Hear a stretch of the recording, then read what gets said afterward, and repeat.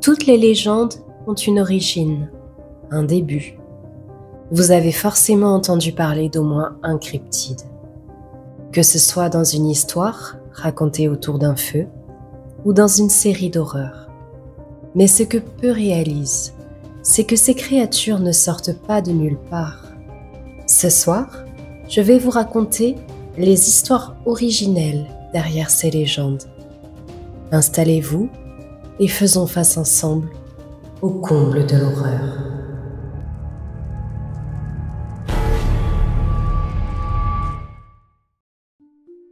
Dans les forêts glaciales du nord de l'Amérique, une créature terrifiante rôde depuis des siècles. Le Wendigo, esprit maléfique et incarnation de la faim insatiable, hante les légendes des Premières Nations. Les récits du Wendigo proviennent des peuples algonquiens. Pour eux, le Wendigo est un esprit maléfique qui prend possession des humains devenus cannibales, les transformant en monstres affamés, toujours à la recherche de chair fraîche. Il est décrit comme une créature décharnée, aux membres démesurés, la peau tendue sur les os, souvent avec des yeux enfoncés et un souffle glacial. Le Wendigo symbolise la famine, la cupidité et la folie. Son apparition est associée aux hivers rigoureux, aux longues périodes d'isolement où l'homme est poussé au bord du désespoir. Au fil des siècles, plusieurs témoins affirment avoir vu des créatures correspondant à cette description. Dans les années 1800, des trappeurs et voyageurs racontent des rencontres effrayantes avec un être étrange dans les bois enneigés, qui les observe silencieusement ou les poursuit. Une histoire glaçante relate qu'en 1905, un groupe de bûcherons dans le Wisconsin disparaît mystérieusement, ne laissant derrière eux que des traces de lutte et des hurlements. Certains pensent que le Wendigo en est responsable. Le concept de Wendigo dépasse le simple mythe. En psychiatrie, le syndrome Wendigo désigne un trouble psychologique où une personne ressent un désir cannibale compulsif, parfois menant à des actes violents. La légende a aussi inspiré des œuvres littéraires, films et jeux vidéo, où le Wendigo est souvent dépeint comme une force de la nature, une punition pour l'arrogance humaine. Les scientifiques expliquent ces récits par des conditions extrêmes de survie, des hallucinations dues au froid, ou encore par des interprétations culturelles de comportements humains en situation de stress intense. Cependant, l'impact psychologique du mythe reste puissant, et certaines régions continuent de raconter des histoires de disparition et d'apparitions inexpliquées. Aujourd'hui, le Wendigo est plus qu'une légende. Il est devenu un symbole culturel, notamment pour les communautés autochtones qui y voient un rappel des dangers du désespoir et du respect nécessaire envers la nature. Le Wendigo, entre mythe et réalité, incarne une peur ancestrale profondément ancrée, celle d'être consumé par la faim et la folie, une histoire qui traverse le temps pour nous rappeler nos fragilités humaines face aux éléments et à nos propres démons.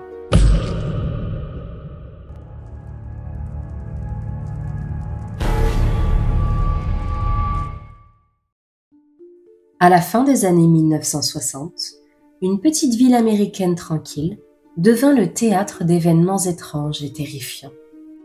Une créature ailée aux yeux rouges brûlants, surnommée le Mothman, sema la terreur, la fascination et la controverse dans le cœur de ses habitants. Une histoire vraie, mêlée de mystère, d'angoisse et de présages funestes. Point Pleasant est une ville modeste, nichée au cœur de la Virginie occidentale, entourée de forêts épaisses et de collines ondulantes. À la fin des années 60, elle vit au rythme lent des petites villes américaines, fêtes de quartier, soirées au bar local et un fort sentiment de communauté. Mais sous cette apparente sérénité, le pays est en pleine mutation. La guerre du Vietnam divise les opinions, le mouvement hippie fleurit et l'Amérique oscille entre espoir et tension sociale. Point Pleasant n'échappe pas à cette atmosphère générale, même si ses habitants vivent plutôt à l'abri du tumulte des grandes villes. C'est un soir de novembre 1966 que Roger et Linda Scarberry, deux jeunes habitants du coin, vivent une expérience qui va bouleverser leur vie. Alors qu'ils rentrent tard d'une soirée, leur voiture traverse un champ proche d'une ancienne base militaire désaffectée. C'est là qu'ils voient une silhouette étrange. Roger raconte « C'était énorme, comme un homme, mais avec des ailes immenses. Ses yeux rouges brillaient comme des flammes dans la nuit. Ça m'a glacé le sang. » Effrayé, il s'enfuit sans oser regarder en arrière. Peu après, d'autres habitants commencent à raconter des histoires similaires. Les apparitions se multiplient et les descriptions convergent. Une créature humanoïde d'environ 1,80 m à 2 m, des ailes ressemblant à celles d'un papillon de nuit ou d'une chauve-souris géante, et surtout des yeux rouges lumineux qui semblent transpercer l'obscurité. Une habitante raconte « Une nuit, je roulais seule sur une route déserte quand une énorme silhouette est sortie de l'ombre et s'est posée sur le toit de ma voiture. Ses yeux me fixaient sans cligner. J'ai cru que j'allais mourir de peur. » Ce phénomène devint rapidement une affaire locale, et la presse commence à en parler. Le surnom Mossman est né. La population est partagée entre ceux qui croient à une sorte de monstre réel et ceux qui pensent à une farce ou à des hallucinations collectives. La peur grandit. Certains évitent de sortir la nuit. D'autres organisent des veillées pour tenter d'apercevoir la créature. Les autorités sont alertées, mais les recherches ne donnent rien de concluant. La base militaire désaffectée est fouillée sans succès. Le 15 décembre 1967, une catastrophe frappe la ville. Le pont suspendu Silver Bridge, vieux de plusieurs décennies, s'effondre soudainement lors d'un pic de trafic. 46 personnes meurent dans l'accident. Pour beaucoup, cette tragédie est liée aux apparitions du Mossman, considéré comme un avertisseur surnaturel venu prévenir d'un danger imminent. Face à ce mystère, des scientifiques tentent d'expliquer. Certains évoquent un grand hibou, le grand-duc d'Amérique, dont la silhouette et les yeux rouges pourraient correspondre au témoignage. D'autres parlent d'hystérie collective. Mais certains ufologues et spécialistes du paranormal avancent que le Mossman serait une créature extradimensionnelle ou un messager d'une autre réalité. Depuis, Point Pleasant est devenue une ville de pèlerinage pour les amateurs de mystère.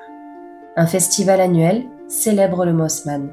Une statue géante a été érigée et plusieurs livres et films se sont inspirés de cette histoire.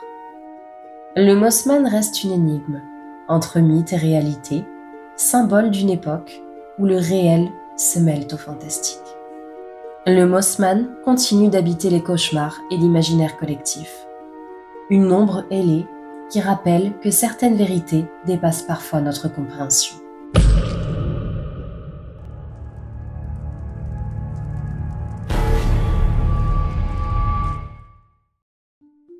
Depuis les années 1990, une créature effrayante terrorise les campagnes d'Amérique latine et même au-delà.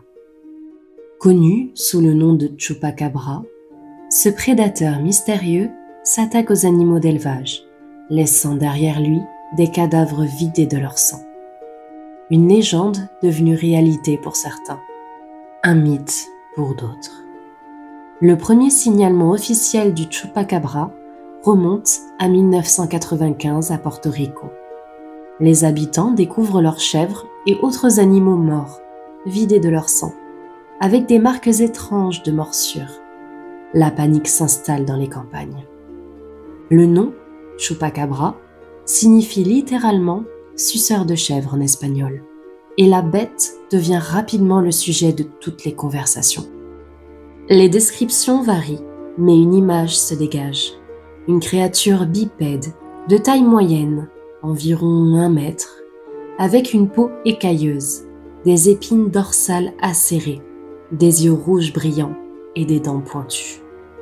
Un fermier mexicain raconte « J'ai vu une silhouette étrange près de mes chèvres. C'était comme un loup, mais avec des ailes ou des excroissances sur le dos. Ça bougeait très vite et j'ai entendu un cri étrange avant que mes animaux ne soient retrouvés morts. » Rapidement, le phénomène s'étend du Mexique aux États-Unis Puis en Amérique du Sud, des dizaines de cas sont signalés. À chaque fois, le même mode opératoire. Les animaux sont vidés de leur sang avec une précision chirurgicale. Les autorités, dépassées, peinent à expliquer. Certains évoquent un animal encore inconnu, d'autres, une invention médiatique.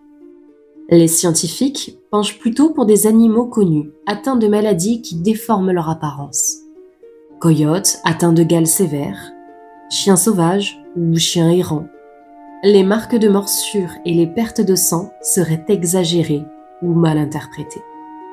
Toutefois, certains cas restent inexpliqués, notamment les cadavres parfaitement vidés de leur sang, ce qui alimente encore les théories paranormales.